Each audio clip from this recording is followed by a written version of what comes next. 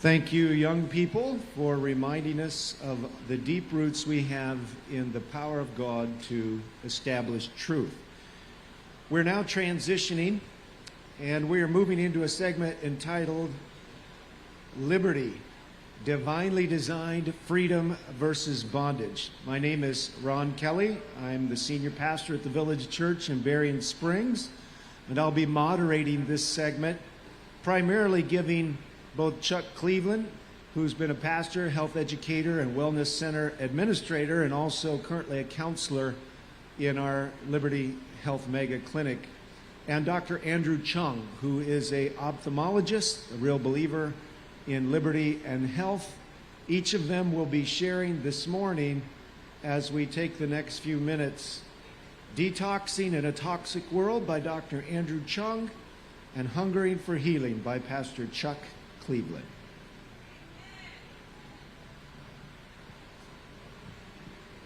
Thank you, Pastor Kelly. I had some PowerPoints, but I think we might just go forward without. Okay, so I'm going to be talking about detoxing in a toxic world.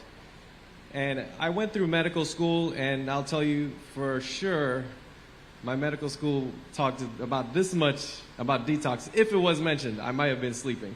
But it's not a common conversation in medical school. But yet, it is recognized that we are exposed to toxins. How many of you guys realize that even now we're probably in some way getting exposed to toxins? Absolutely. So let's talk a little about that, because the reality of it is we live in a toxic world. And when you think about toxins, it's not just about the toxins that affect you physically. There are mental toxins to try to change your state of mind, and there are spiritual toxins. And so let's start off with some of the external toxins that you will get exposed to. Probably number one on my list would be smoking or tobacco. This is something that is the number one preventable cause of death in the U.S. Meaning if there was no smoking or tobacco, hundreds of thousands of people would not have to die each year. And that is astounding, because that basically matches the numbers of deaths from infectious diseases and various things. Even goes greater than that, just from this one bad habit. Alcohol is another toxin that many people get exposed to. And alcohol sometimes is defended by saying that Jesus made wine. Well, Jesus did make wine, new wine, which is fresh from the grape. Because how can we credit Jesus with creating a fermented beverage that today is a key in destroying families? How many have a family member that's been affected by alcohol, or your family's been touched by alcohol? Almost everyone. And so this is a substance that creates car accidents. We know about DUIs. Many people lose family members related to alcohol, and abuse within households. This is something that we can't agree that God condones something of that nature. And the thing about those two toxins that I just mentioned is they are highly addictive. I had a fellow ophthalmologist. He was prominent in a hospital, and right now he is homeless, believe it or not. So addictions they do not care what rank you are, how much money you make. An ophthalmologist homeless, and guess what the reason was? He was hooked on alcohol. Drugs, there are drugs. When you say drugs, there are legal drugs. So just because it's over the counter does not mean it's not a toxin. And just because it's been given to you legally does not mean it's not a toxin. And there are drugs that are illegal, obviously, that are highly addictive. There are drugs that are legal that are highly addictive. And the number one, how many of you can guess the number one most used drug in the world, according to the literature? I hear alcohol. Oh, I heard it. It is caffeine. You're like, caffeine is a drug? Yes, it is actually. And it's recognized as that, as a psychostimulant, basically, psychogenic medication in a way. And it's the most commonly used. You ever been to a Starbucks line and see how long it is? Wraps around all the way to the street.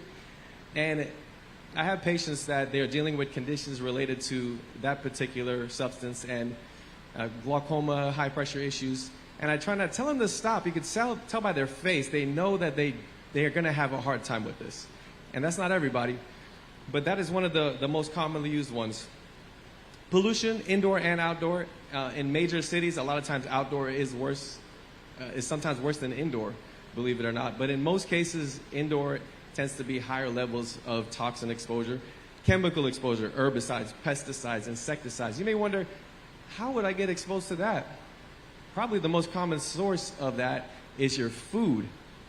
Believe it or not, your most common source of getting exposed to a lot of those chemicals is the food that you eat. So as I give this, I think about like heavy metal exposure. The number one source of heavy metal exposure for a person is seafood. That's pretty shocking because as they dump it into the ocean, guess who gets it and accumulates it? The sea life. And then when they accumulate it and you eat it, you're basically taking in a full dose of heavy metal toxins and other toxins. Infections obviously produce toxins, and then radiation exposure, you can't really help it in a day where we constantly are using radiation in some form to communicate. So I look at this and I say, wow, Lord, this is a very toxic world. What am I going to do? Well, the answer is we have to begin a detoxing in a toxic world. And internal toxins in the body, whether you weren't exposed to any of those things, you are producing toxins all the time. Carbon dioxide. When you eat protein, the more protein you eat, the extra becomes ammonia, uric acid, and other toxins in your body. So the high protein diets, guess what? If you're not using the protein, it's just another toxin for your body. And when I think about detoxing, I think about my 7 routes that God has given us to detox. Route number 1, your liver. He gave you a liver to detox. Number 2, we're not going to get into detail. Your kidneys. Number 3, your skin. Number 4, your lungs, your colon. The blood obviously transits everything to the right place. And number 7 is the lymphatic system. So let's talk about some free ways you can detox, things that God has given us that everyone has access to. Number 1, I wouldn't say everyone, clean drinking water. That's one of the easiest detox. The more water you drink, the more your kidneys are going to work to try to get rid of toxins. Number 2, you can use a hot bath or a hot foot bath, and that helps you to sweat, helps you to get toxins through the skin. Number 3, exercise. Most people have access to exercise in some form or fashion, and that is a form of sweating out toxins. Number 4, this is the underutilized one, but one of the most potent, fasting. How many of you guys ever fasted? Here's one of the easiest ways you can fast. Intermittent fasting. Eat 2 meals, your first meal at 8, your second meal about 5 hours after that, and then don't eat anything or drink any calories after that. You'll be fasting and induce a fasting state every day, and that is actually going to detox you and help you to recover from various diseases. Quality sleep. Do you know that sleep is meant to detox you? You never think of it like that, but your body is getting rid of these free radicals that we produce throughout the day when we sleep. Finally, having a positive outlook on life. We have hope as Christians in a God who is in control. There's no need to have a negative outlook about everything. Let's have a positive outlook and recognize that we are trusting in the God of the universe. Now, you have to talk about some herbs. These are easy herbs to access. They're not high-risk herbs. But I will say, if you're on medication, this is not medical advice. And if you have conditions, this is not meant to be something, medical advice to you specifically. This is just giving you information and things that you could possibly use. So some herbs that I prefer, dandelion root. I use it to make a tea, and that detoxes your liver and your kidneys.